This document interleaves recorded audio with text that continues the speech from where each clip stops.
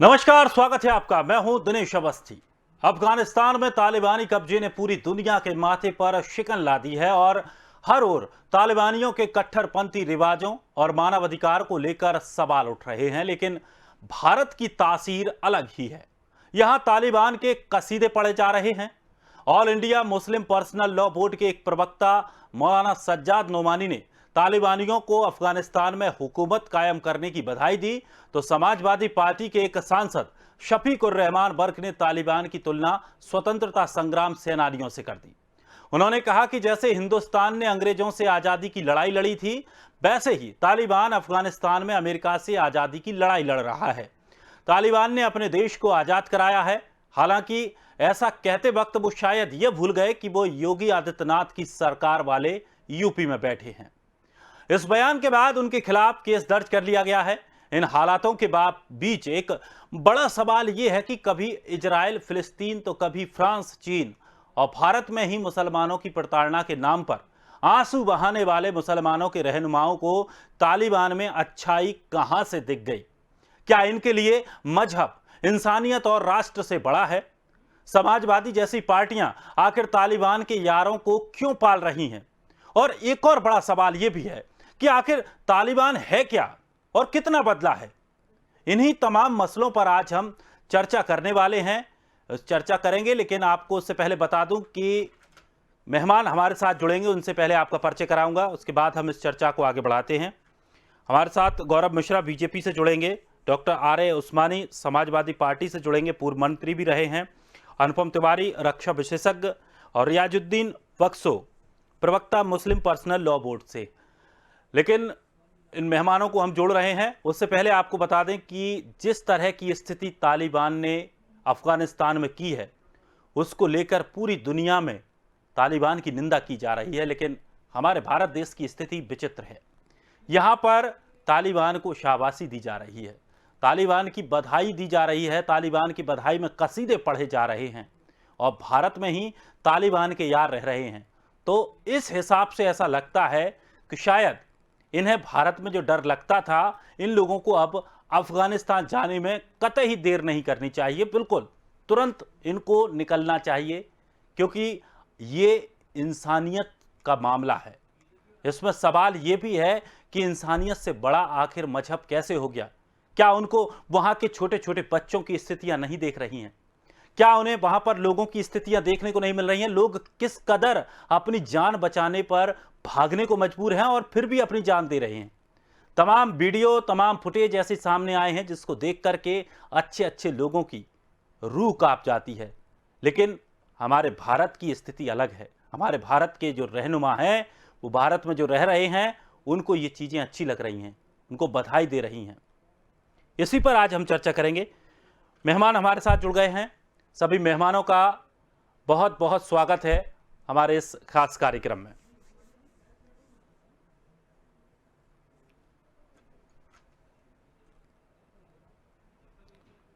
मेहमान हमसे जुड़ रहे हैं, उससे पहले आपको ये तस्वीरें दिखा दें कि किस कदर स्थिति अफगानिस्तान में बनी हुई है, जहां वहां के ही रहनुमा, वहां के रहने वाले लोग किस कदर परेशान हैं।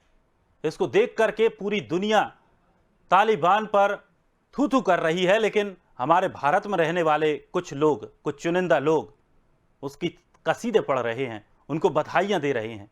बड़ी ही शर्म की बात है। सवाल यह भी है कि इंसानियत से आखिर मजहब कैसे बड़ा हो सकता है? मेहमान हमारे साथ जुड़ गए हैं, मेहमानों का बहुत बहुत स्वागत है। सबसे पहले मेरा सवाल अनुपम तिवारी सर आपसे है। जिस तरह की स्थिति अफगानिस्तान में बनी हुई है, कहा यह जा रहा है, तालिबान की तरफ से भी यह कहा जा रहा है कि वो पहले जैसी स्थितियां नहीं हैं, हम लोगों को मारेंगे नहीं, जो जिनको जाना है वो जा सकते हैं। लेकिन रोज रोज जो नए वीडियो सामने आ रहे हैं, उसे देखकर साफ तौर पर लग रहा है कि कहने के लिए कुछ और है, कर अपने मन की ही रहा है। आपको क्या लगता है, क्या वाकई तालिबान बदलेगा? तालिबान बदलेगा तो बहुत दूर की बात है। तालिबान बदल चुका है, और ये मैं इसलिए कह रहा हूं, तालिबान पहले से ज्यादा क्रूर हो चुका है, तालिबान पहले से ज्यादा शातिर हो चुका है, और तालिबान पहले से ज्यादा खौफनाक भी हो चुका है। हम अगर पिछले कुछ दिनों का जो भी जिस तरह से उन्होंने अफगानिस्तान के ऊपर कब्जा किया है, उस चीज को अगर हम समझने की कोशिश करें, अगर उसके पीछे की कूटनीति को समझने की कोशिश करें, तो ये स्पष्ट है कि तालिबान ने इस बार चालें बहुत ही पिछली बार से डिफरेंट करी है। तालिबान बहुत ही शातिर रूप से चालें चल रहा है और तालिबान ने इतनी तेजी से अफगानिस्तान के ऊपर कब्जा किया है जिसकी कल्पना दुनिया के बड़े बड़े धुरंधरों को भी नहीं थी। तो तालिबान बदला तो जरूर है, लेकिन ये बदलना अच्छाई के लिए नहीं है, ये तालिबान बदला है बुराई के लिए। और इसकी वजह से उसकी जो क्रूर चालें हैं, उन क्रूर चालों को फंस करके अफगानिस्तान की जनता का और भी बुरा होने जा रहा है। ये जो भी स्टेटमेंट्स आ रहे हैं कि वो पब्लिक को नहीं मारेंगे या गवर्नमेंट ऑफिशियल्स को वो वापस आने के लिए बोल रहे हैं, ये सब एक तरह का गुडविल प्रोपेगेंडा है जो कि तालिबान फैला रहा है। और ये गुडविल प्रोपेगेंडा फैलाने के पीछे भी उसके निहित कारण है, निहित स्वार्थ है। वो दुनिया का ध्यान कुछ देर के लिए बांटना चाहता है। दुनिया के देशों में जो तालिबान की मुखालफत है उसके अंदर वो एक दूसरा ध्रुव पैदा करना चाहता है। जैसे कि भारत में कुछ लोग अब तालिबान कसीदे करने लग गए हैं और इसी चीज को तालिबान चाहता है कि कम से कम हर एक देश में कुछ लोग ऐसे मिल जाएं जो कि तालिबान को अच्छा समझने लगे। Good Taliban and bad Taliban की पॉलिटिक्स जब पूरी दुनिया में चालू हो जाएगी तो तालिबान के कारनामों से दुनिया का जो पर्दा है वो पड़ा रह जाएगा। तो तालिबान की सोची समझी रणनीति है। जैसे कि हमने पाकिस्तान की तरफ से देखा, जो ऑफिशियल स्टेटमेंट है उसमें कहा गया है कि ये जो अफगानिस्तान का तालिबान है that is a good Taliban, और जो पाकिस्तान के अंदर तहरीक तालिबान है वो बैड तालिबान है। और इसी से पता चलता है कि तालिबान अपनी मंशा में सफल है। और इसीलिए मैं बार बार कहता हूं कि तालिबान इस बार और भी शातिर होकर के आया है। तालिबान बदला है, लेकिन ये बदलना दुनिया के लिए बहुत ही खतरनाक साबित होने वाला है। बिल्कुल। रियाजुद्दीन बख्शो साहब भी हमारे साथ जुड़ गए हैं, प्रवक्ता हैं मुस्लिम पर्सनल लॉ बोर्ड से। बहुत बहुत स्वागत है आपका भी। आप किस तरह से देखते हैं जिस तरह के बयानबाजियां की जा रही हैं, क्या ये देश हित के लिए सही है? कम से कम ये तो सोचना चाहिए कि हम कहां पर रह रहे हैं और हमारे यहाँ रहने की परिस्थिति कैसी है। देखिए, मौलाना सज्जाद इमानी जो महामंत्री है all India Muslim personal law board के, उनका बयान जो है बिल्कुल निंदनीय है। मैं उनका कंडेम करता हूं और ये सोच जो है कि गलत दिशा में ले जाती है। हमारा इसीलिए जो है कि हमने संगठन का जो नाम रखा है Muslim personal law board of India.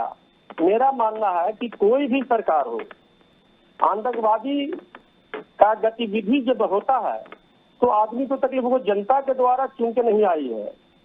और जब जनता के द्वारा चुन के आएगी, जनता का भारत का हमारा क्या पॉलिसी रहता है, भारत के पॉलिसी के हिसाब से हम चलेंगे।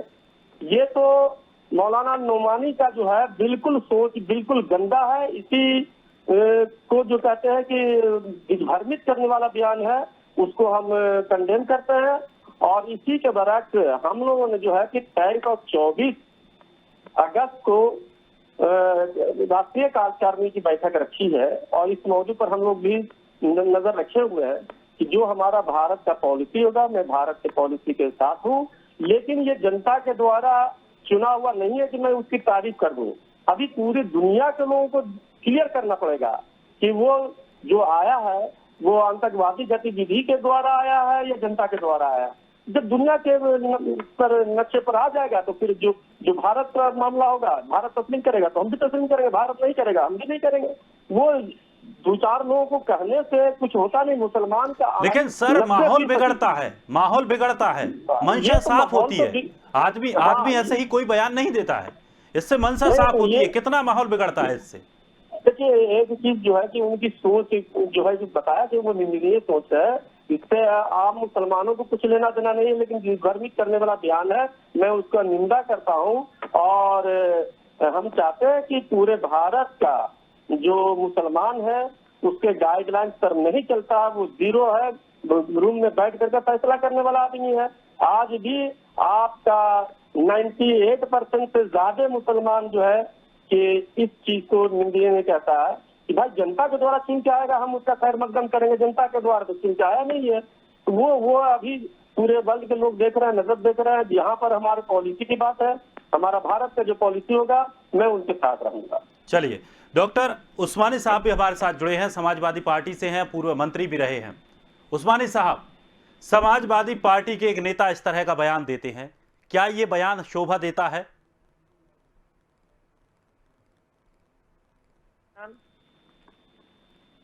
डॉक्टर साहब, आप तक आवाज पहुंच पा रही है मेरी?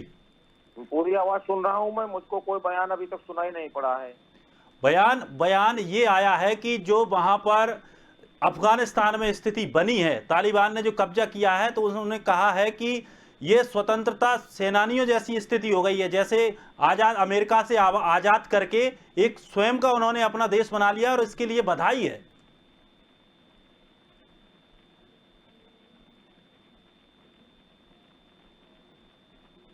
नहीं, मतलब ये है कि जब हमने अभी तो ये बयान सुना नहीं है, जब सुनेंगे तो हम इस पे कोई कमेंट करेंगे। सर, पूरे देश में ये बयान चल रहा है। अब देश में तो दूध भी पिला दिया था मूर्तियों को, पूरे देश ने पिला दिया था हजारों कुंटल दूध, तो हम उस हजारों कुंटल दूध पिलाने में थोड़ी शामिल हो सकते। लेकिन देश में ऐसा नहीं होता है कि देश में गोली मार के शासन किया जाए और उसकी तारीफ भी की जाए। आप जो चैनल वाले हो ना, ये कुछ भी चला दो, उसको देश मान लेगा। अच्छा, जब हम उसको देखेंगे, उसकी सच्चाई को जानेंगे, तभी तो टिप्पणी करेंगे। तो ये जो टिप्पणी आ रही है, ये गलत मान रहे हैं आप इसको? कार्रवाई हुई है वो गलत है, FIR हुई है वो गलत है। FIR तो पता नहीं कितने निर्दोष जेल में बंद है। आप डाटा निकलवाइए, लाखों बच्चे जो हैं, लाखों नौजवान जो हैं जेलों में बंद है, उनके ऊपर कोई अपराध नहीं है, वो रिहा भी नहीं हो रहे। अच्छा, चलिए नहीं है। चलिए उस्मानी साहब, बहुत अच्छी बात है। ये गलत नहीं है, आप बताइए ना। निर्दोष लोगों को जेलों में बंद कर रखा गया, गलत नहीं है ये? किस निर्दोष को जेल में बंद कर दिया? अरे आपके पास डाटा नहीं है? आप आज ही विधानसभा की कार्रवाई में, उत्तर प्रदेश की कार्रवाई में विधान परिषद में मुद्दा उठा है कि हजारों लोग जेलों में बंद हैं जिनके ऊपर कोई अपराध नहीं है। चलिए, अच्छा उस्मानी साहब, कल आप विधानसभा की कार्रवाई देख लीजिएगा। चलिए, क्या गलत है, क्या सही है? नहीं, झुंड का झुंड भीड़ इकट्ठा होकर के एक निर्दोष आदमी को मार देती है। क्या ये सही है? बिल्कुल गलत है। क्या ये सही है कि सुप्रीम कोर्ट में हलफनामा दिया जाए कि हम बाबरी मस्जिद की हिफाजत करेंगे, उसके बाद शहीद कर दिया जाए? क्या ये सही है? चलिए सर, सही है कि कोर्ट कहे कि यहाँ पे मंदिर नहीं था, मस्जिद थी, उसके बावजूद हम जन भावनाओं को देते हुए जमीन को दे रहे हैं? क्या ये गलत नहीं है? ये कहाँ प्रूव हुआ? ये कहाँ प्रूव हुआ था? मेरा जजमेंट देखिए, आपको जानकारी नहीं है। आप जजमेंट पढ़िए सुप्रीम कोर्ट का, जजमेंट में लिखा हुआ है। सर, अगर बिना जजमेंट के इस तरह से कार्रवाइयां होती तो ये बहुत पहले हो जाता। सारी प्रक्रिया कानून के तहत हुई है। अगर जजमेंट सही होता ना तो कार्रवाई नहीं होती। जजमेंट ही नहीं सही है। जजमेंट में लिखा हुआ है कि जन भावनाओं को देखते हुए ये दिया जा रहा है। चलिए सर, प्रूफ नहीं हुआ है। सर आप ये बताइए कि तालिबान ने अफगानिस्तान में जो स्थिति पैदा की है वो सही है या गलत है? भाई, हम जब हमको होगी, अगर हमारे किसी नेता ने गलत बयान दिया है, मैं उसकी निंदा करूंगा। लेकिन मैंने अभी ना तो कोई बयान सुना है, ना कोई बयान देखा है। आज हिंदुस्तान में जो संविधान की धज्जियां उड़ाई जा रही हैं, जो पिछड़ों को आरक्षण दिया गया है, जो शेड्यूल कास्ट को आरक्षण दिया गया है, उस आरक्षण को मारा जा रहा है, उसको लूटा जा रहा है। क्या ये सही है? क्या 12,000 करोड़ रुपया गन्ना किसानों का भुगतान नहीं किया जा रहा है? वो मर रहे हैं, आत्महत्या कर रहे हैं। क्या ये सही है? क्या डीजल पेट्रोल का रेट 100 रुपए के ऊपर चला गया है? क्या ये सही है या गलत है? इस पे चर्चा कराइए ना। बिल्कुल सर, हम सभी विषयों पर चर्चा करते हैं, सभी विषयों पर चर्चा करते हैं। पाकिस्तान के ऊपर और तालिबान के ऊपर चर्चा कराने से आपको, लेकिन सर जब गद्दार अपने देश में पल रहे हों तो उन्हें भी बेनकाब करना हमारा ही फर्ज है। वो वोट बनता है ना, उसका फर्ज भी हमारा ही है। वो हमें ही उजागर करके बताना पड़ेगा कि जिनको हम दूध पिला रहे हैं वो कल जाकर हमें ही डसेंगे और फुसकार भी मार रहे हैं। वो ये तो दिखाई पड़ा था ना, दूध कौन पिला रहा है। दूध कौन हवाई जहाज में बैठाल के बिरयानी और मुर्गा खिलाते हुए कंधार अफगानिस्तान में छोड़ के आया था, ये देश देख रहा है। देश को बहुत ज्यादा दिन गुमराह नहीं कर सकते हो आप। चलिए गौरव मिश्रा जी, गौरव जी गुमराह नहीं कर सकते हो। उस्मानी साहब को पता ही नहीं है उत्तर प्रदेश में इतनी बड़ी हलचल हो गई है एक बयानबाजी को लेकर के। आपको पता है ना 2 करोड़ लोगों को साल में रोजगार देने कहा था, 7 साल हो गए। 14 करोड़ लोगों को रोजगार मिल जाना चाहिए था। बोल चुके हैं, लोग बेरोजगार हो गए, गाजियाबाद में पत्रकार की हत्या हो गई, प्रतापगढ़ में पत्रकार की हत्या हो गई, ठीक है, आपको सुन लिया गया, सैकड़ों पत्रकारों की हत्या हो गई, लेकिन गुलामी स्वीकार कर ली है तो इसका कोई जवाब ही नहीं है। आपकी बात गुलामी स्वीकार कर ली, इसका कोई जवाब ही नहीं है। मैं बोलूं?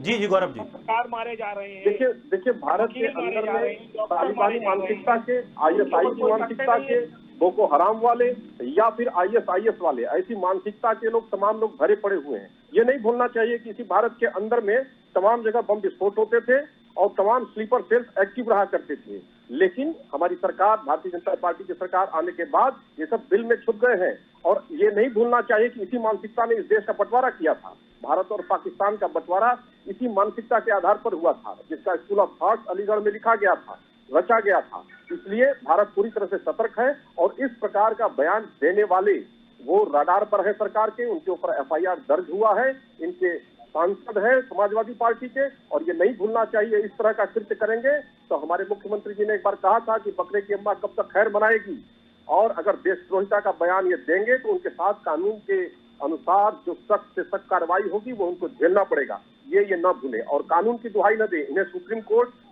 बर्दाश्त नहीं होता है, सुप्रीम कोर्ट के फैसले बर्दाश्त नहीं होते हैं। सारे कोर्टों से छन करके जो निर्णय आया राज्य राम जन्मभूमि का, और उस पर भव्य राम मंदिर का निर्माण हो रहा है, पूरा देश शांतिपूर्ण तरीके से स्वीकार किया है इस बात को। ये इनके गले आज भी नहीं उतर रहा है। इसका सीधा तात्पर्य है कि ये दंगों, कोई हिंसा की राजनीति को बढ़ावा देने वाले लोग हैं, और निश्चित रूप से इनका ये चेहरा बेनकाब हो चुका है और देश की जनता, प्रदेश की जनता इस बात को देख रही है। निश्चित रूप से ये एक पॉकेट को, एक वोट बैंक को केवल हिंसा और घृणा के आधार पर खड़ा करना चाहते हैं, जबकि विकास से कोसों दूर रह गए। ये शासन सत्ता में भी रहे, लेकिन कभी भी उनके गुर्बत की तरफ इन्होंने निगाह नहीं फेरी और कभी भी ये नहीं कोशिश किया कि उनका जीवन स्तर ऊपर आए। आज भारतीय जनता पार्टी की सरकार ने सर्वाधिक, आप देखिए उसी मुरादाबाद में सबसे ज्यादा 22,000 प्रधानमंत्री आवास योजना के आवास मुस्लिम पर अल्पसंख्यक परिवारों को मिले हैं। कम से कम उनके जीवन के स्तर को उठाने का ये काम किए होते तो बहुत भला हुआ होता, लेकिन इन्होंने सिर्फ सिवाय नफरत फैलाने के और कुछ नहीं किया। आज ये मुंह से बोलते हैं तो सिर्फ जहर उगलते हैं, और जिसका परिणाम है भारत पीछे जाता है, दुनिया के निगाह में भारत कटघरे में खड़ा होता है। लेकिन अब ऐसी सरकार है देश में और प्रदेश में कि इनकी ये हिमाकत नहीं चलेगी, जनता भी बर्दाश्त नहीं करेगी। इसके लिए इनको सजा आने वाले चुनावों में भी देगी। चलिए अनुपम सर, मैं एक बात जानना चाहूंगा, जब इस तरह की स्थितियां पैदा होती हैं कि हमारे ही देश में इस तरह की बयानबाजियां सामने आए, जिससे ऐसा लगता है कि शायद वहां पर जो काम हो रहा है वो अच्छा है, दुनिया उसकी निंदा कर रही है, क्या इससे और लोगों का मनोबल नहीं टूटता? और जिस तरह की बात कही जाती है कि धर्म के खिलाफ भड़काने की बात, तो इसमें ये चिंगारी डालने का काम कर रहे हैं, घी डालने का काम कर रहे हैं।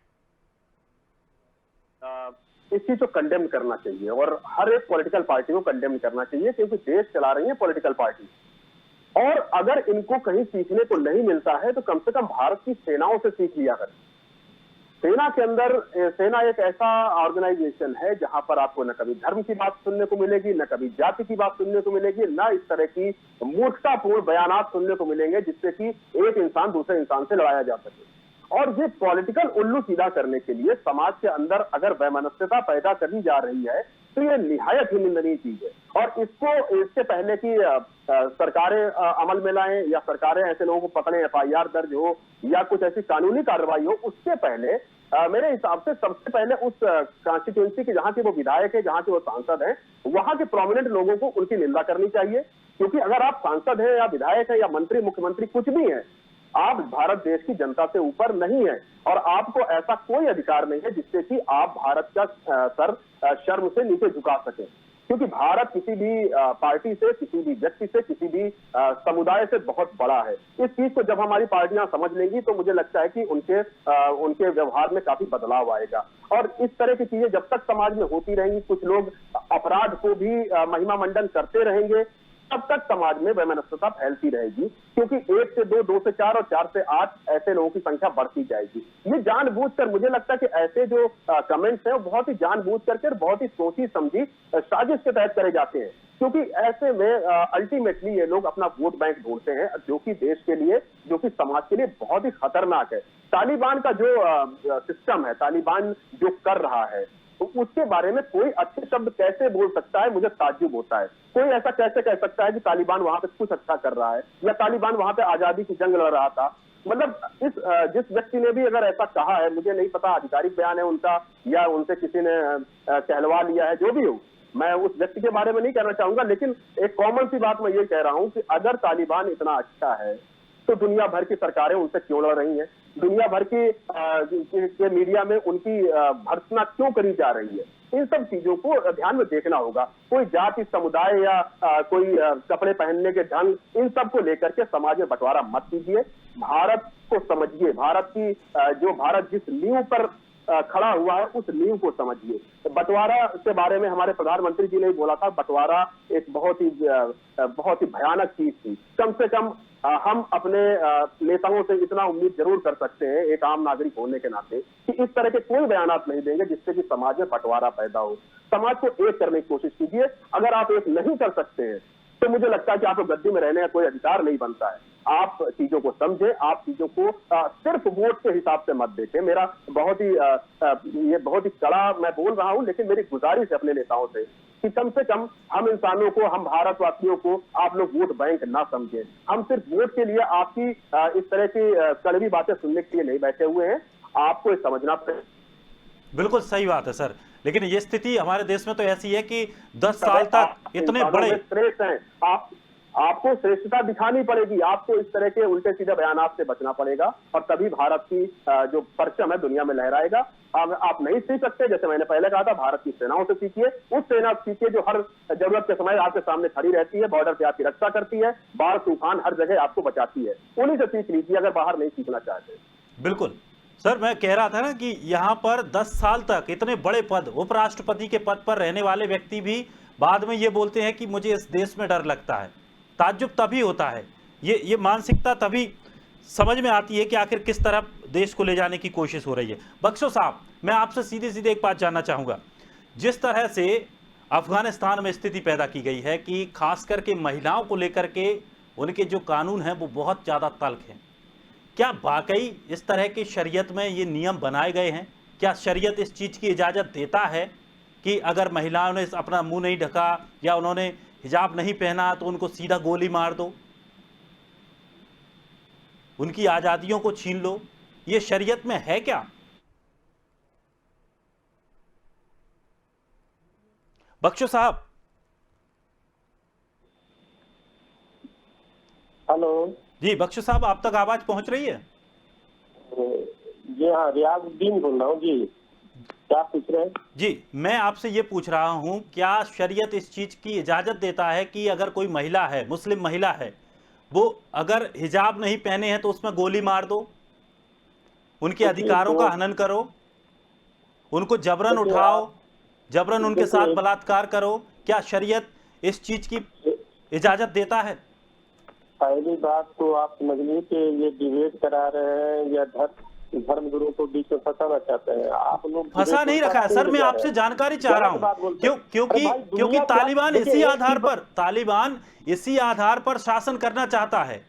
और आप ये बताइए ना, आप बाहर क्या हो रहा है, हमको क्या, हमको हमारा मुल्क चाहिए, शांति प्रिय चाहिए, बिल्कुल चाहिए, मुल्क में अमन चाहिए, हमारा मुल्क जो है कि रोजगार चाहिए, शिक्षा चाहिए, नौकरी चाहिए। इस पर डिबेट करिए, उसको क्या कर रहा है तालिबान, इससे हमको क्या लेना देना है? सर कम से कम एक जानकारी तो होनी चाहिए, क्योंकि जो तालिबान कर रहा है उसके समर्थक हमारे देश में भरे पड़े हैं। ये बताइए कि कम से कम उनकी एक मानसिकता का तो पता चलेगा कि ये इस मानसिकता के लोग हैं। नहीं, मानसिकता कुछ नहीं है। किसी को कह रहे तो आप गलत बयान देते हैं। 99% मुसलमान यहाँ का जो कि भारत के साथ है, आप कैसे कह दीजिएगा कि उसके साथ चला गया, पाकिस्तान के साथ चला गया?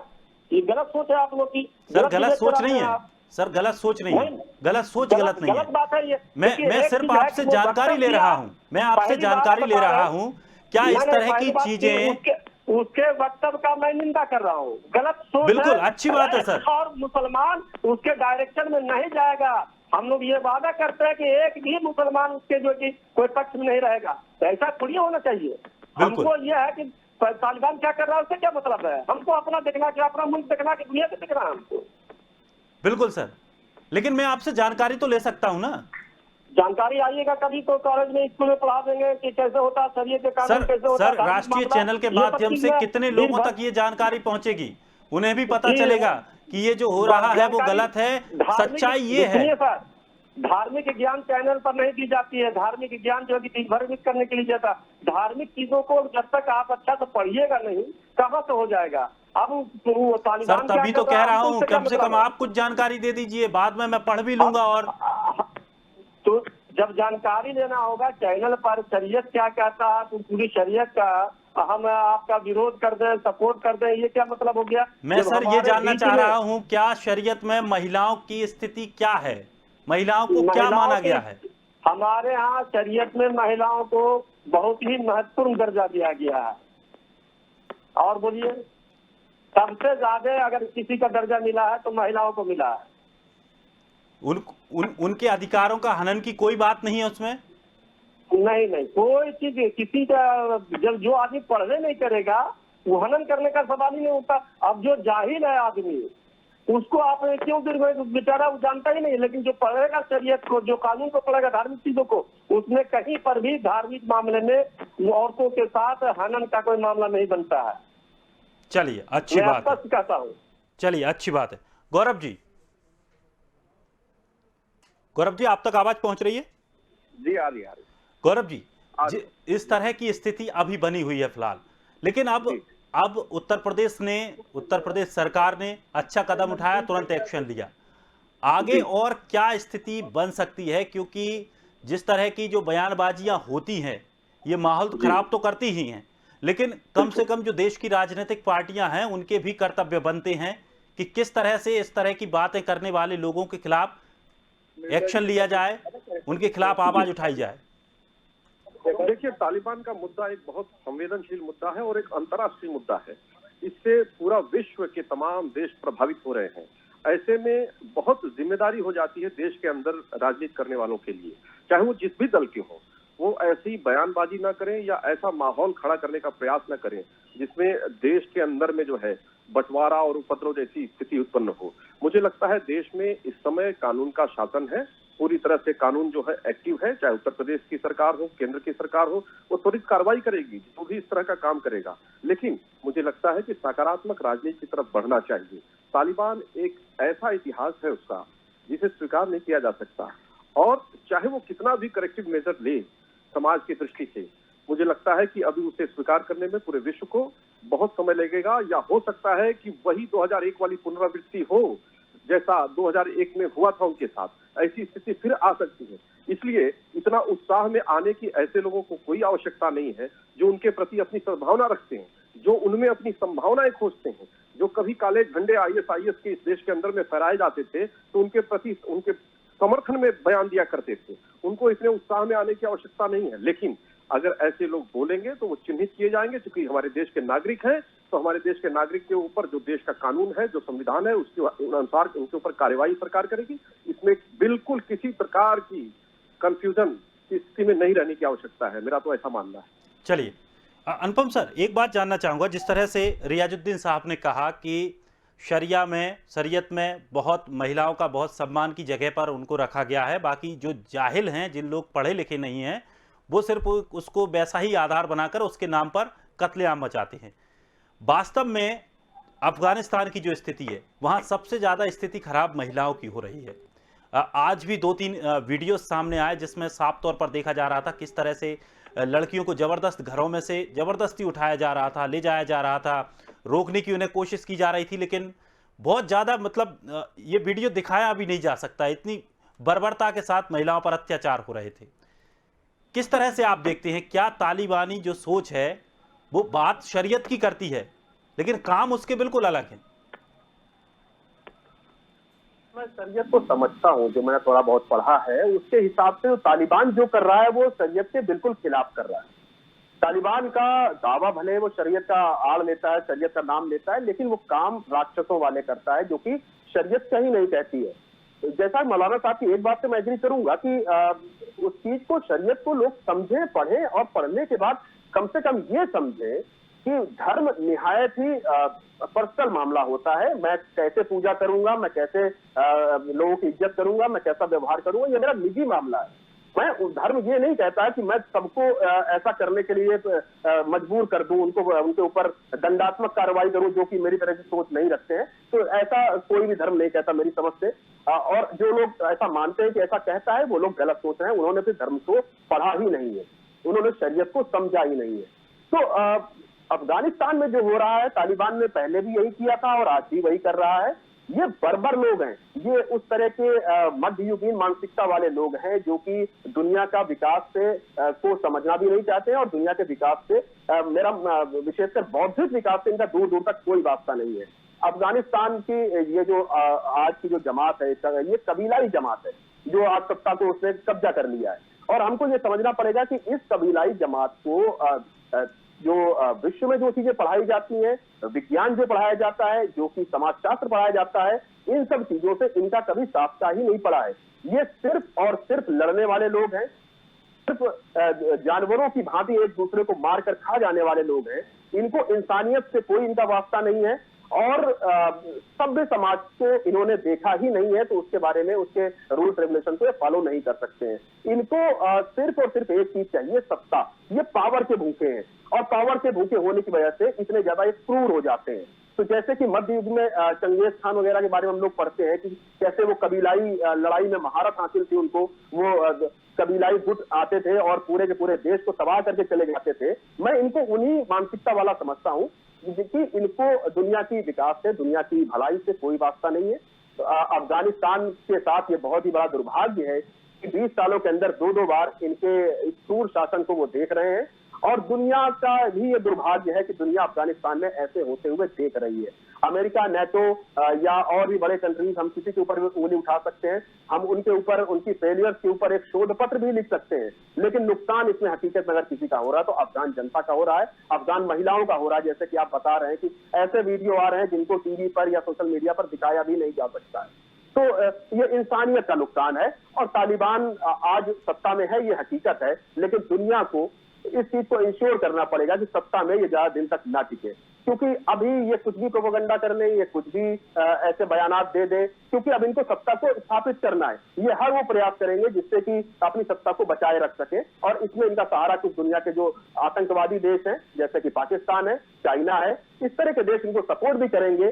कुछ ऐसे धन लोलुप देश हैं जो कि इनको हो सकता है आर्थिक सहायता भी करेंगे। कुछ लोग धर्म के नाम पर भी इनकी सहायता करेंगे ताकि वो इनके माध्यम से कुछ और अपने उल्लू सीधा कर सके।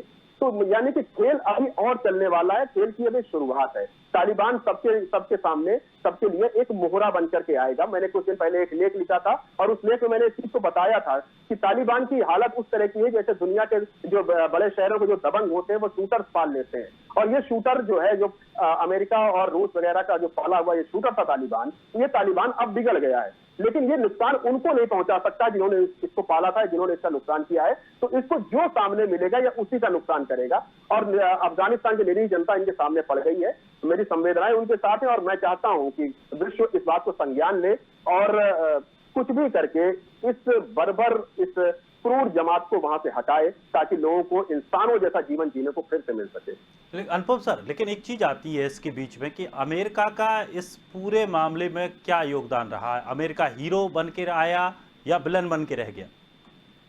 देखिए, अमेरिका को आपको दो तरह समझना पड़ेगा। अमेरिका अपने आप को तो हीरो ही मानेगा, जैसे जो बिडेन साहब का जो स्टेटमेंट आया है और उनके जो प्रवक्ता ये भी बता रहे हैं कि भाई हमारा मकसद था सिर्फ 9/11 के जो खलनायक थे उनको सजा दिलाने का, उसमें हम सफल रहे हैं। लेकिन वहां पर ठीक है, मैं मान लेता हूं कि उस जगह पर अमेरिका सफल रहा है। उसने अलकायदा को ऑलमोस्ट खत्म कर दिया है। जो 2-4 बचे हैं वो भी अभी दुनिया में इस हैसियत पे नहीं बचे हैं कि वो दुनिया में फिलहाल कोई परेशानी खड़ी कर सके। लेकिन हाँ, अमेरिका अगर ये कहता है कि कि उसकी सारी मनोकामना पूर्ण हो गई है और वो जो है जीत करके जा रहा है, तो ये गलतफहमी है। अमेरिका बिल्कुल जीत करके नहीं जा रहा है। अमेरिका का मकसद ये था कि वहां से अलकायदा का तो नाश करे ही, लेकिन अफगानिस्तान में एक स्थायी सत्ता हासिल करे। अफगानिस्तान की जनता को यह मौका मिले कि वो अपनी सरकार खुद चुने, वहां पर डेमोक्रेसी फर्निश हो। इस बात में अमेरिका नाकाम रहा है। अमेरिका उस बोन एग्रीमेंट में नाकाम रहा है जो कि 2001 में जब अमेरिका पहली बार आया था और अमेरिका के साथ मिलकर के यूएन के बड़े बड़े देशों ने मिलकर के यूनाइटेड नेशंस में ये एग्रीमेंट करवाया था कि अब जो है अफगानिस्तान में कॉन्स्टिट्यूशन की बात होगी, अफगानिस्तान के अंदर विकास की बातें होंगी, और उसमें इस पूरी बातचीत में, एग्रीमेंट में अफगानिस्तान के बहुत ही प्रोमिनेंट लीडर्स भी शामिल थे। और उसके बाद दुनिया ने देखा कि उसके बाद अफगानिस्तान का कॉन्स्टिट्यूशन बनाया गया। उसके बाद अफगानिस्तान में 2-3 टर्म लगातार चुनी हुई सरकारें भी आई, भले उनमें कमियां रही होंगी, वो अलग मसला है, लेकिन हकीकत यह है कि आज 20 साल के बाद अफगानिस्तान फिर वापस 2001 पहुंच गया है, जबकि वहां पर चारों तरफ बवाल था, उपद्रव था और लोगों की जान खतरे में थी। तो अमेरिका अपनी सीट जरूर ठोकेगा, क्योंकि अमेरिका की यही आदत रही है। लेकिन अगर अफगानिस्तान की जनता के नजरिए से देखें तो अमेरिका अफगानिस्तान में पूरी तरह फेल होकर के जा रहा है, और इस फेलियर का नुकसान जो है अमेरिका को भले ही आर्थिक रूप से होगा, लेकिन सबसे बड़ा नुकसान अफगानिस्तान की जनता को। बिल्कुल। डॉक्टर उस्मानी सर आपको आवाज आ रही है? जी डॉक्टर साहब, मैं एक बात और जानना चाहूंगा कि अगर कहीं भी मुस्लिमों पर, मुस्लिम लोगों पर कोई अत्याचार होता है तो उसको लेकर के बड़ी आवाज़ें उठाई जाती हैं देश में। जो मोमबत्ती गैंग हैं, अवार्ड गैंग हैं, अवार्ड वापसियाँ होती हैं, बहुत सारी चीज़ें होती हैं। लेकिन जब अफगानिस्तान में इतनी बुरी स्थिति उन मुस्लिमों की ही हो रही है, उसको लेकर कोई आवाज़ नहीं उठा रहा, बल्कि शाबाशी दी जा रही है। क्या ये दोहरा चरित्र नहीं देखा जाता? ऐसा नहीं है जैसा आप कह रहे हो जी। अगर कोई एक आदमी कोई गलत बयान दे दे तो पूरी कौम को आप गाली नहीं दे सकते ना। लेकिन सर 2-3-4 बयान आ गए हैं ऐसे। तो तीन बयान अगर 25 करोड़ में आ गए तो कौन सी बड़ी बात हो गई? सर मैं आपको एक बात बताऊं, बहुत अच्छी बात कही आपने।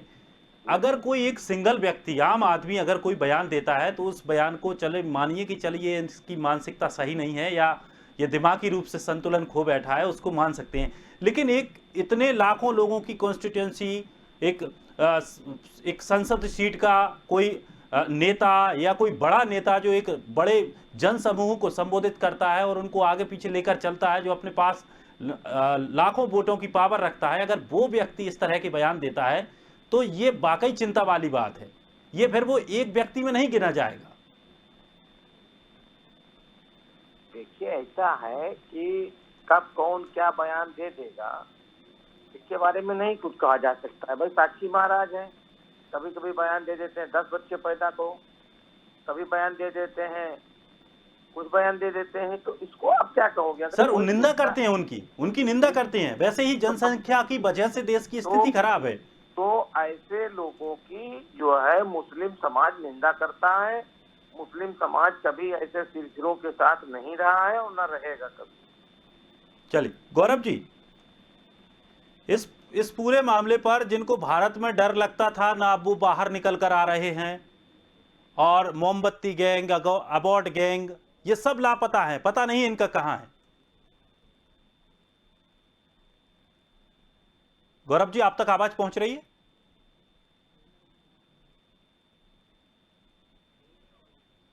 लगता है गौरव जी से संपर्क टूट गया। हम दोबारा जुड़ने की कोशिश करेंगे। हमारे साथ रियाजुद्दीन साहब भी जुड़े हुए हैं। रियाजुद्दीन साहब, आप किस तरह से देखते हैं इसको कि जब अगर कोई वैसी बात होती है, किसी एक मुस्लिम व्यक्ति के साथ अगर कोई अन्याय होता है तो सब बहुत सारे लोग निकल कर आते हैं बाहर, लेकिन जब इतनी संख्या में लोगों को मारा काटा जा रहा है तो उसके विरोध में कोई नहीं आता, बल्कि सपोर्ट करने बहुत सारे लोग आ जाते हैं। आप जो बता रहे हैं, दो बातें हैं।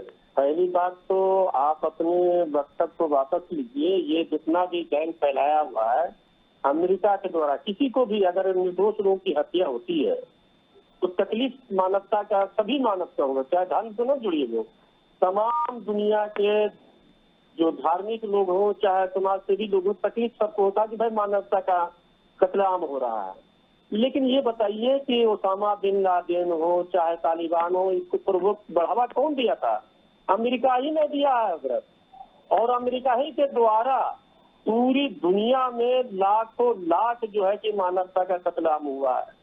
इसलिए हम तो जानते हैं कि अमेरिका इस मामले में बिल्कुल क्लियर रहा और वो बेनकाब हो चुका है। उसके पीछे कोई दुनिया के लोग नहीं जाएंगे। कहीं भी अगर मानवता का कत्ल होता है, वो मानवता का कत्ल को निंदनीय है और उसको हम लोग निंदा करते हैं। रह गया सवाल कि वहां पर आप किसको कह रहे हैं कि कौन मर्डर किया है?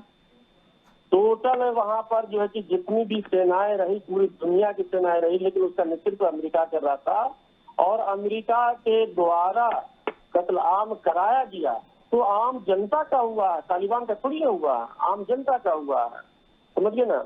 ये और अमेरिकी सेना जो है अमेरिका का हुआ। तो ये सब गंदी पॉलिसी थी अमेरिका के।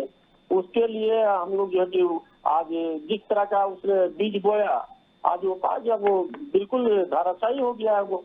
तो हम तो यही जानते हैं कि अमेरिका का बढ़ावा दिया हुआ था आतंकवादियों का, आज खुद अपने गिरफ्त में फंस रहा है अमेरिका। बाइडेन का हम लोग बयान हम सुना देखा है, तो वो तो खुद फंस रहा है, मजबूर होकर के उसको विड्रॉल करना पड़ा है। वरना आप ये देखिए कि इतना बड़ा एयरपोर्ट पर हंगामा मचा हुआ था, पूरे अमेरिका के लोग इतना ताकतवर से क्यों नहीं आकर के बचा रहे थे? तो ये सब चीजें जो है कि गलत नीतियों के कारण हुआ है और हम लोग इसकी निंदा करते रह गए। प्रश्न ये है कि हम भारत के नागरिक हैं, भारत में हमारा अमन व अमान बना रहे और भारत का क्या पॉलिसी होता है अफगानिस्तान के प्रति, बहुत ही जो कि सही ढंग से और जिम्मेदारी के तौर पर उस पॉलिसी को अपनाना चाहिए। प्रधानमंत्री हर बात पर जो कि नजर रखे हुए हैं, यहाँ के बड़े बड़े बुद्धिजीवी भी नजर रखे हुए हैं। आगे का जो होगा देखा जाएगा। चलिए, गौरव जी हमारे साथ जुड़ गए हैं। गौरव जी, बात चल रही थी अभी अबॉर्ड वापसी, जो गैंग थी, मोमबत्ती गैंग, मानवाधिकार के नाम पर रोने वाले कथित बहुत सारी भीड़, वो भीड़ अब कहाँ है? क्या उसको अफगानिस्तान में जो मानवों के साथ हो रहा है, उनके अधिकारों का हनन दिखाई नहीं दे रहा है? देखिए, वो भीड़ अभी भी है, वो कहीं गई नहीं है। वो भीड़ लगातार 24 घंटे 365 दिन सक्रिय रहती है, साजिश करने में सक्रिय रहती है। उसी भीड़ ने तो शाहीन बाग और किसान आंदोलन जैसे मुद्दों को जिंदा करके रखा है। अब वो इस पर रणनीति बनाएगी और रणनीति बना करके किस तरीके से देश का माहौल खराब किया जाए, उस पर कोई न कोई एक शिकूफा तैयार करेगी और 2 4 10 लोग बोलना शुरू करेंगे और फिर सड़कों पर मोमबत्ती गैंग जो है उतरना शुरू कर देगी। तो ऐसा नहीं है कि वो इस देश से समाप्त होगी, ये सब सारे हैं यहाँ पर। बस अंतर इतना है कि देश में एक ऐसी सरकार है, ऐसा शासन है जिससे कानून का भय इनको सता रहा है कि अगर ये गलत करेंगे तो इनको खुली छूट पिछली सरकारों में मिला करती थी, जिसके लिए इनके लिए रेड कार्पेट बिछा किया करते थे, वो सारी चीजें अब समाप्त हो गई हैं। इसलिए ये हताशा और निराशा में है और सोच समझ करके अपने कदम बढ़ा रहे हैं। लेकिन एक बात के लिए मैंने पहले भी कहा आपको, उससे आश्वस्त रहने की आवश्यकता है। भारत बहुत गंभीरता से इस स्थिति को देख रहा है, हमारी सरकार बहुत गंभीरता से पूरी स्थिति को वॉच कर रही है और निश्चित रूप से इसमें जो सबसे ठोस रणनीति होगी उसी रणनीति पे भारत सरकार चलेगी और उसमें पूरे देश को साथ देना चाहिए, क्योंकि ये देश के अंदर का मामला नहीं है, ये विदेश का मामला है। इससे पूरे दुनिया के तमाम सारे देश प्रभावित हो रहे हैं। इसमें निजी हित को साधना, आ बैल मुझे मार, खुद को कटघरे में खड़े करना जैसा हो जाएगा, जैसा कि समाजवादी पार्टी के सांसद महोदय ने किया आज कृत, आज उनके खिलाफ FIR दर्ज हो गया है। ऐसे जो लोग भी होंगे उनके ऊपर कड़ी कार्रवाई होगी। चलिए, अनुपम सर, एक बात आपसे जानना चाहेंगे, जिस तरह की ये बात चल रही थी कि जो अबॉर्ड गैंग वापसी या इस तरह के जो लोग होते हैं, क्या उनको लेकर के कानून, जो पहले के कानून थे या अब कुछ कानून जो कुछ नए जोड़े गए हैं, इन कानूनों को क्या अभी भी ये कानून ठीक हैं या और स्थिति थोड़ी सी मजबूत होनी चाहिए कि इस तरह की अगर कोई हरकत करता है या कोई जैसे पाकिस्तान के नारे भी भारत में लग जाते हैं, कोई बड़ी बात नहीं होती, रैलियों में लग जाते हैं, मैच हारने जीतने पर नारे लग जाते हैं, लेकिन कोई कठोर इस प्रकार का कानून नहीं है। क्या इस प्रकार का कानूनी जरूरी है? क्योंकि अगर ऐसी चीजें नहीं रहेंगी तो किस तरह की जो एक मानसिकता है वो जन्म लेती है और लोग बढ़ते हैं उसमें। मैं इस चीज का पक्षधर नहीं हूं कि कानूनों को कठोर किया जाए। मैं इस चीज का पक्षधर हूं कि जनता में चेतना लाई जाए, और जनता में चेतना लाने के लिए बहुत सारे माध्यम हैं। हमारे पॉलिटिकल पार्टीज इसके लिए आगे आ सकती हैं, हमारे मीडिया हाउसेस इसके लिए काम कर सकते हैं, जो छोटी छोटी इकाइयां हैं गांवों में, देहातों में, वहां पर लोग आगे आ सकते हैं, और इसी तरह से ये चीजें बढ़ेंगी ताकि पाकिस्तान का नारा लगाने वाले या जो भी इस तरह की गलत काम करते हैं, ऐसे लोगों को साइड लाइन किया जा सके। देखिए, आप कितने भी कठिन कानून बना लीजिए, कठोर कानून बना लीजिए, लेकिन समाज में उपद्रवी तत्व उपस्थित रहेंगे। तो आपको कानून को सख्त बनाने से इन सब चीजों का निवारण नहीं होने वाला है। और भारत जैसे इतने बड़े देश में जहां पे 135 करोड़ लोग रह रहे हो, वहां पर तो इस चीज से कोई फायदा नहीं होने वाला है। सख्त कानून बनाने के लिए हम लोग सऊदी अरबिया और मुस्लिम देशों की तरफ देखते हैं कि वहां पर चोरी करने वाले के हाथ काट दिए जाते हैं और बहुत ही सख्त सजा दी जा रही है। वहां पर यह हो सकता है, कम जनसंख्या है, मुश्किल हालात हैं, उनके अपनी तरह की सोच है, एक तरह से मैं उसको बहुत ही बंद सोच कहूंगा, रूढ़िवादी सोच कहूंगा, और उस दायरे में वो लोग जी रहे हैं, अच्छा कर रहे हैं, खराब कर रहे हैं, वो अलग इशू है। लेकिन भारत को अपने ढंग से सोचना पड़ेगा। भारत में जो भी कानून बने वो अपने समाज के हिसाब से बनना चाहिए। तो भारत की जो ये डाइवर्सिटी है, इसको ध्यान में रखना पड़ेगा, और समाज में अंदर कानून बनाने के साथ साथ जन चेतना लाना बहुत जरूरी है। और जन चेतना तब आएगी जब हर एक व्यक्ति, हर एक जिम्मेदार व्यक्ति इसमें अपना भागीदारी निभाएगा। तो कानून आप सख्त करेंगे तो कुछ और तत्व पैदा हो जाएंगे, और सख्त करेंगे तो कुछ और तत्व पैदा हो जाएंगे। आप डरा सकते हैं, एक हद तक डरा सकते हैं, लेकिन शरारत करने वालों को, साजिश करने वालों को आप हमेशा रोक नहीं सकते हैं। हमने आतंकवादी घटनाएं अपने देश में बहुत सारी झेली हैं। हमने देखा है कि कैसे कुछ तत्व बहक जाते हैं और ऐसी ऐसी चीजों से इंस्पायर हो जाते हैं कि वो अपने ही देशवासियों की जान लेना शुरू कर देते हैं। अब आप इनको कितना भी सख्त कानून बना देंगे, उसके बाद भी ये लोग नहीं मानने वाले हैं। 2-4 इस तरह के तत्व आपको मिलेंगे, और इसको इनकी भर्त्सना जब उनके घर से ही शुरू हो जाएगी, जब ऐसे लोग उनका विरोध करना शुरू करेंगे जो कि उनको बहुत पसंद करते थे, यानी उनके माता पिता, उनके परिवार वाले, उनके समाज के लोग, जब वही लोग इनकी कड़ी निंदाएं करना शुरू करेंगे, तब जाकर के समाज में जागरूकता आएगी, और तब मुझे लगता है कि भारत ज्यादा बेहतर ढंग से काम कर सकेगा। और हमें एक चीज नहीं भूलना चाहिए कि दुनिया भर में ऐसे सख्त कानूनों का विरोध होता रहा है। पूरी दुनिया भर में ये मांग उठती रही है कि बहुत सख्त कानूनों से कोई फायदा नहीं होता है, फायदा तभी होता है जब देश में चेतना आती है, और तो हमें चेतना के ऊपर काम करना पड़ेगा देश। लेकिन सर, क्या शिक्षा में बदलाव किसी तरह का होना चाहिए? क्या शिक्षा इस चीज को सुधार सकती है या बिगाड़ सकती है? निसंदेह शिक्षा तो सबसे बेसिक सुधार है। शिक्षा के ऊपर सुधार अति आवश्यक है। शिक्षा को इस तरह से बनाया जाए कि लोग नैतिकता को समझना शुरू करें, लोग ये समझने के काबिल हो जाएं कि हमारे देश के लिए क्या बुरा है, और हमको जो चीज बुरी है उसको हम नहीं फॉलो करेंगे। हम हमेशा अपने समाज को देखें, समाज के हिसाब से हम अपने कर्तव्यों का निर्वहन करें, और ये चीजें कहां से आएंगी? शिक्षा से आएंगी। पहली बात तो भारत में शिक्षा का स्तर बढ़ाना पड़ेगा। हमारे यहाँ पे आप देखें, गली मोहल्लों में कॉलेजेस खुले हुए हैं और यूनिवर्सिटी खुली हुई हैं, लेकिन उनमें क्या पढ़ाया जा रहा है ये दुनिया जानती है। ये सिर्फ नौकर बनाने की फैक्ट्रीज है, जो मैं इनको कहता हूँ कि लोगों को पढ़ा देते हैं, डिग्रियां दे देते हैं, पर उनको एग्जाम पास करने की टेक्निक सिखा देते हैं, और लेकिन हकीकत में उससे समाज को कुछ नहीं मिलता है। वो व्यक्ति जो कि पढ़ाई करके कहीं पे किसी कंपनी में या किसी सरकारी दफ्तर में जाकर के नौकर बन के बैठ गया है, वो समाज का भला नहीं कर सकता है। समाज का भला वो करेगा जो कि उन्हीं विश्वविद्यालयों से निकलेगा, पढ़ के निकलेगा, दुनिया भर का ज्ञान लेकर के निकलेगा, और अपने ज्ञान को समाज में बांटेगा, 2-4 लोगों को अपनी अच्छाई से प्रभावित करेगा, और समाज को कम से कम पे बैक करेगा कि उसने समाज से जो लिया है उस चीज को दे।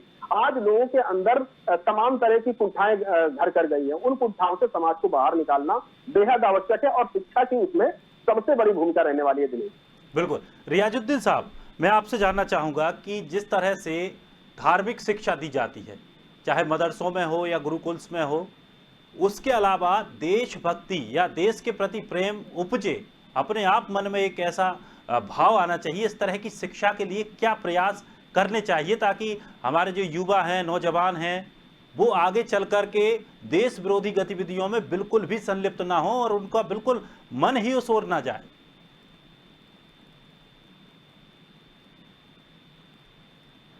दिग्भ्रमित है, आपको इस तरह के कहने पर बात नहीं बोलनी चाहिए। मेरा देश बिल्कुल एकजुट है, चाहे किसी समाज का, दिग्भ्रमित नहीं है, देश के प्रति एकजुट है। ये आप गलत मैसेज दे रहे हैं। आप ये बताइए, अगर हम ये डिबेट में बैठेंगे, एक भी बता दीजिए कि कोई भी जो है कि देश का नक्शा बेचते हुए कोई मुसलमान पाया गया है, किसी की हत्या करते हुए कोई मुसलमान पाया गया? मैं इसी मुल्क में रह रहा हूँ, इसलिए इस तरह के थोड़ी देशभक्ति कूद कूद कर सारे समाज में ये पॉलिटिकल लोग जो है देश के जनता को दिग्भ्रमित कर रहे हैं, उसको किसी को आतंकवादी बना देते हैं, किसी को कुछ बना देते हैं। ये सब पॉलिटिकल वोट फॉर्मलाइज के लिए किया गया। देश में हमारे जितने भी नागरिक हैं, चाहे वो किसी समुदाय का हो, किसी धर्म का हो, सब एकजुट है देश के प्रति। इसमें कोई दुनिया का ताकत नहीं है कि हमारे देश की जनता को जो है देश की जनता में कूद कूद करके देशभक्ति भरी हुई। ये आज मोदी जी के आने से देशभक्ति हो गया है, ये आज सोनिया जी के आने से देशभक्ति हो गया। मुल्क आजाद हुआ, जिस वक्त आजादी हुई उसी वक्त से देश के सारे नागरिक यहाँ के देशभक्त हैं। इसमें आपको कोई दो राय नहीं, आप गलत डायरेक्शन में ले जा रहे हैं। इसलिए हम इतने कहते हैं कि यहाँ के नागरिक बिल्कुल देशभक्त है। मिलने के बाद 40 लाख लोगों को काट दिया गया, मौत के मुंह में पड़ गए। देखिए आप गलत बात बोलते हैं। हमारे यहाँ देशभक्ति भर भर के एक्टिव करके है सभी समुदाय में। संविधान को मानेगा और दूसरा विवर्ग उसी संविधान का मर्दन करेगा, मान मर्दन करेगा, उसको प्रभु बना करके रखेगा, उसको स्वीकार नहीं करेगा।